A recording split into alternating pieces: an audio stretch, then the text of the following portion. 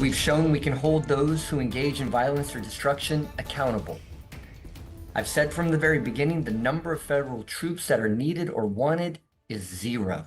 Mobilizing the United States military in our cities is not normal. It should not be normal, and we will fight to make sure that it is never normal. More than 24 hours after Friday's court hearing, the judge has granted the motion for a temporary restraining order blocking the deployment of National Guard troops to Portland. Thanks so much for joining us here at 11. I'm John Adams. This ruling comes a week after President Donald Trump first authorized the deployment of troops, calling Portland war-ravaged. But a few hours after the ruling, the Trump administration has filed plans to appeal. Celine Stevens is live at the ICE facility now with more about what that decision entails. Celine? John, so that decision came down late this afternoon, and that temporary restraining order is supposed to last for 14 days, so until October 18th. Now, after that ruling came down, a White House spokesperson did say that they expect to be vindicated in a higher court, and as you said, an appeal has been filed to the Ninth Circuit. Now, still, Attorney General Dan Rayfield says they're prepared for the next steps. No president is allowed to make up facts or rely on social media trolling or posts when deploying the United States military in our cities. Saturday afternoon, Judge Karen Immergut, a Trump appointee, granted the motion for a temporary restraining order blocking the National Guard's deployment to Portland. I believe the truth has prevailed. While this ruling is only the first step, it's a step in the right direction. The court documents stating the court finds that the plaintiffs are likely to succeed on their claim that the president exceeded his constitutional authority and violated the 10th Amendment, as well as the state's claim that the president's federalization of the National Guard exceeded his statutory authority. As the judge noted in her decision, we provided substantial evidence that the protests at the Portland ICE facility were not significantly violent or disruptive in the days or even the weeks leading up to the president's directive on September 27. Attorney General Dan Rayfield and Portland Mayor Keith Wilson speaking on the ruling Saturday evening. We will see whether the federal government wants to appeal this ruling up, and depending on how some of these things go, you might get an administrative stay of the ruling. This ruling was very clear and definitive, and I would expect the Trump administration to follow the order coming from the bench. A White House spokesperson stated after the ruling that the president, quote, exercised his lawful authority to protect federal assets and personnel in Portland following violent riots and attacks on law enforcement. We expect to be vindicated by a higher court. The order lasting 14 days until October 18th. I'm feeling very happy about that. I think the judicial system is still working. I hope that Trump will, take that under account and listen to it. Whether that order should be extended will be discussed on the 17th. A combined hearing on the preliminary injunction motion will take place on October 29th. The most compelling facts that the Trump administration had was back in June. And you don't get to look back several months and then all of a sudden start to deploy your troops, multiple months later, saying that that justified the existence. The ruling not changing much at the ICE facility, with crowds still gathering in protest and federal agents pushing back, deploying pepper balls and tear gas through the day and into the night. We're asking everyone to respect the ruling, protest peacefully, and be respectful to all of the dedicated law enforcement and National Guards members that serve our great state. All right, so as you can see right now, there's a little bit of a clash right now between both sides of this, people chanting USA and then people expressing their opposing opinions right now. So that's what's been going on. This just started, this chant, while our story was playing. Cars are trying to make their way through as people are getting into the streets. We're taking a moment to hear what is being said.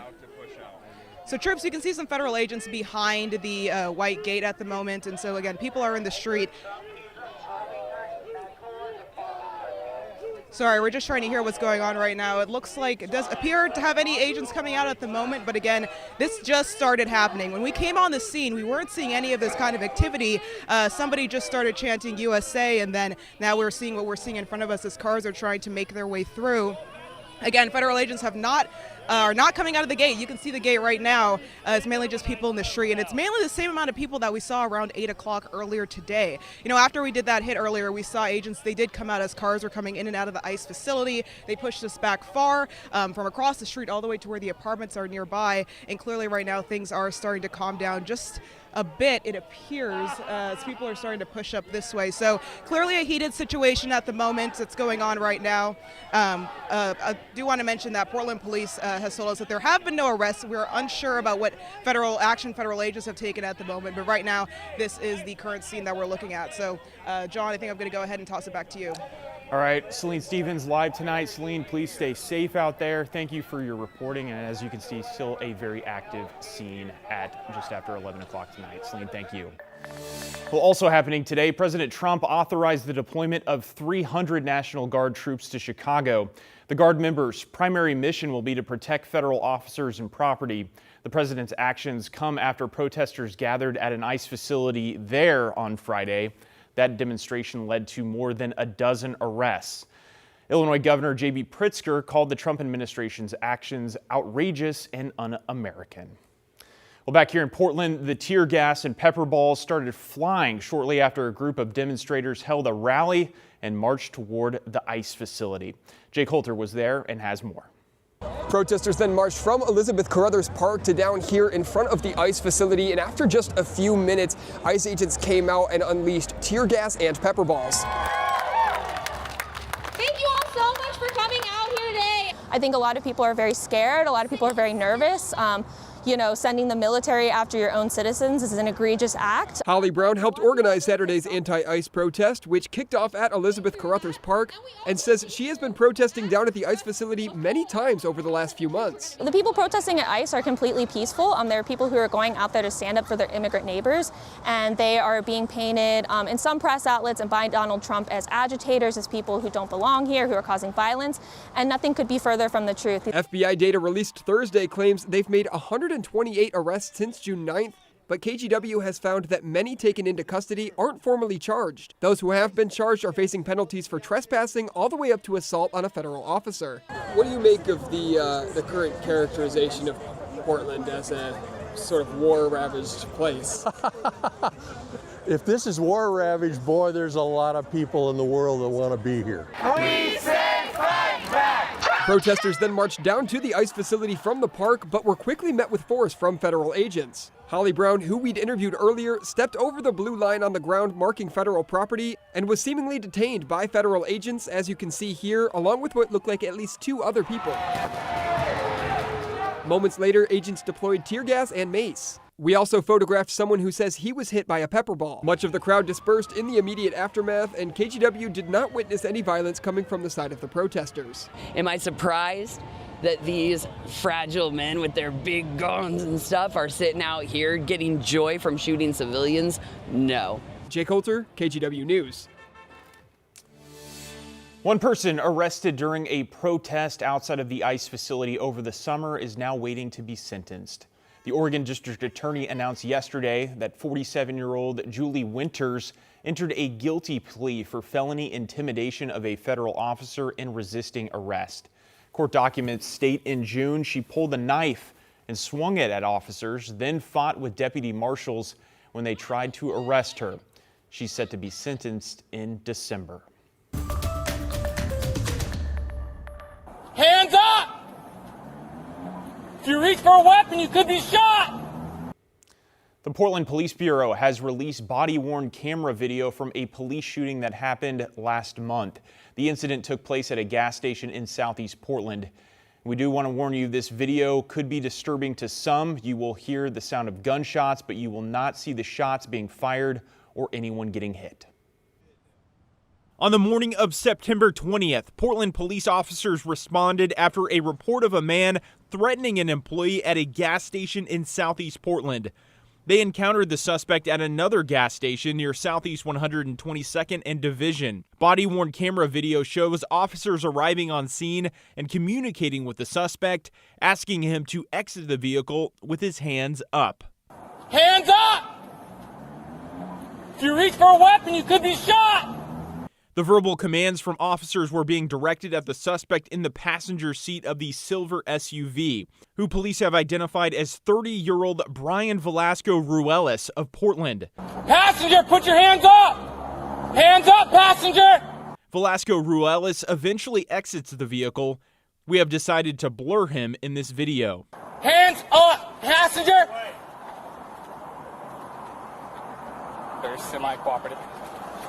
Nope, just keep your hands up! Stop reaching around!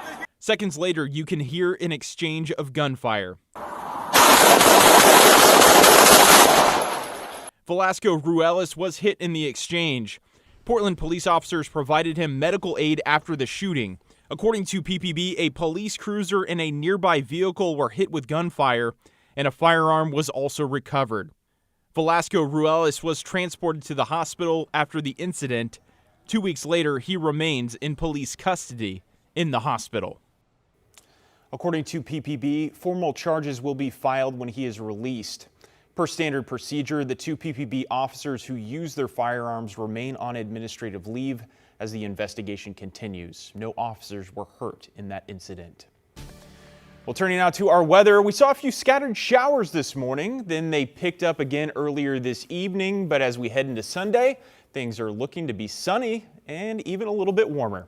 Let's check in with meteorologist Joe Ranieri with how much warmer things are going to get. Joe? Yeah, we're going to see temperatures nearly 10 degrees warmer over the next couple of days than we saw today. Maybe another 5 degrees heading into tomorrow. But again, the one thing will be absent for your Sunday will be those showers. And even, today we didn't see much of the precipitation falling. A little more than trace amount, 3/100ths actually over in parts of Wine Country and Yamhill County. But that's really the only spot. It was just kind of spotty here and there. And right now we're looking at dry conditions. Here's a live look now from our Providence Park camera over in the Goose Hollow neighborhood of southwest Portland with overcast skies and temperatures in the mid-50s. Looking at tomorrow, there's going to be some patchy areas of fog really after midnight until about 9 o'clock or so. Once we get into the 11 o'clock hour tomorrow morning, we'll be seeing those clouds clear out. We'll be seeing crystal clear skies throughout late morning and into the afternoon with daytime highs right around the low 70s. So that upper level low that brought us those showers earlier today is going to be pushing off to the east. As it does, we're going to be seeing a ridge of high pressure develop over the next couple of days. So here's a look at that